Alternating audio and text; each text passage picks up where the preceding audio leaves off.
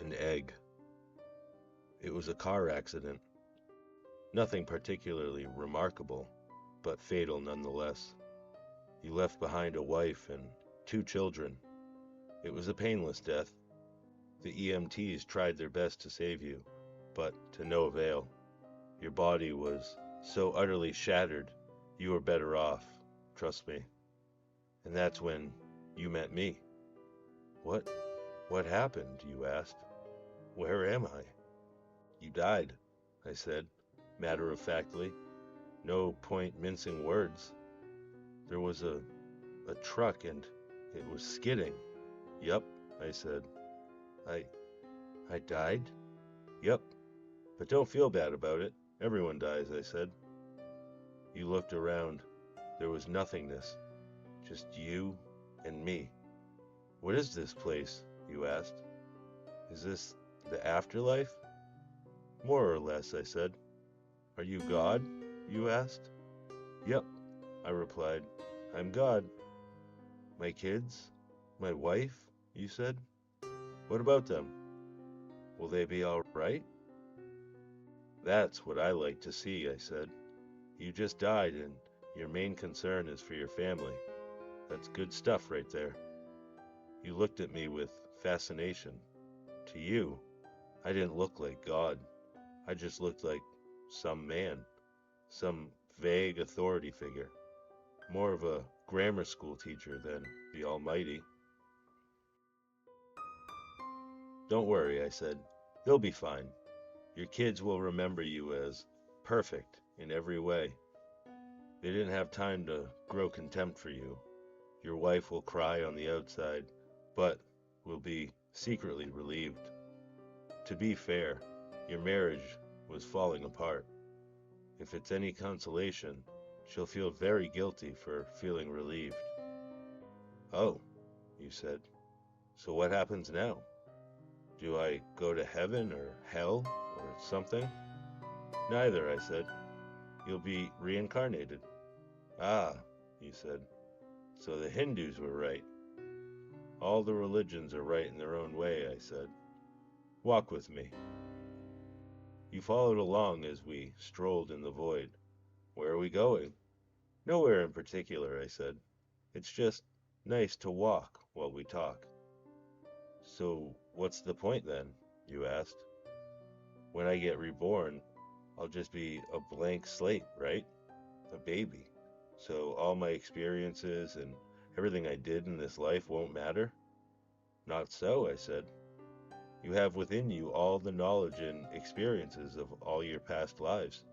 You just don't remember them right now.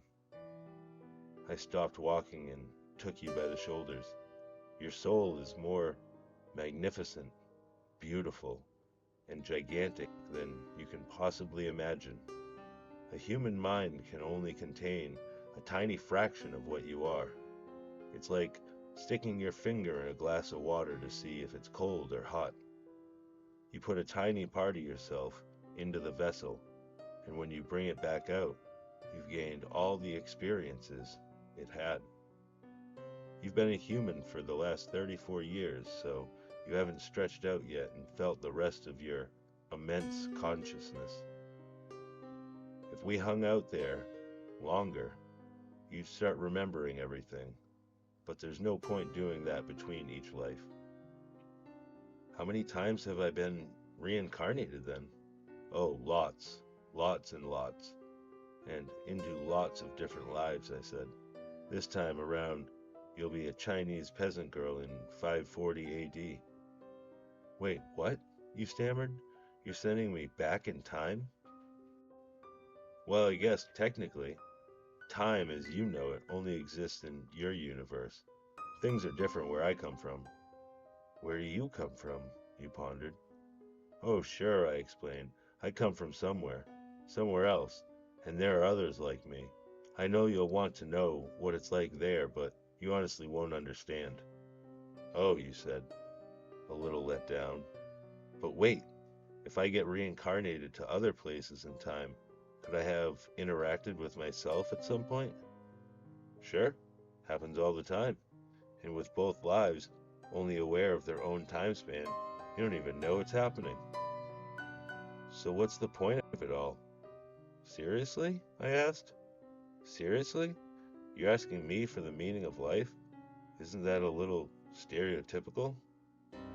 Well, it's a reasonable question, you persisted. I looked in your eye. The meaning of life, the reason I made this whole universe, is for you to mature. You mean mankind? You want us to mature? No, just you. I made this whole universe for you. With each new life you grow and mature and become a larger and greater intellect. Just me? What about everyone else? There is no one else, I said. In this universe, there's just you and me.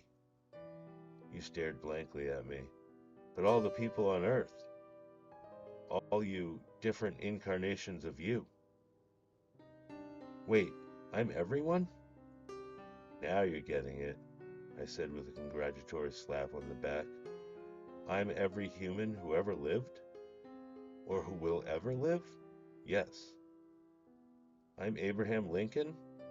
And you're John Wilkes Booth, too, I added. I'm Hitler, you said, appalled? And you're the millions he killed. I'm Jesus? And you're everyone who followed him. You fell silent. Every time you victimize someone, I said, you are victimizing yourself. Every act of kindness you've done to yourself. Every happy and sad moment ever experienced by any human was, or will be, experienced by you. Why, you asked? Why do all this? Because someday you will become like me. Because that's what you are. You're one of my kind. You're my child.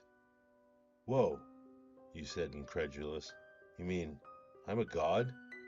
No, not yet. You're a fetus. You're still growing. Once you've lived every human life throughout all time, you will have grown enough to be born. So the whole universe, you said? It's just an egg of sorts, I answered. Now it's time for you to move on to your next life. And with that, I sent you on your way.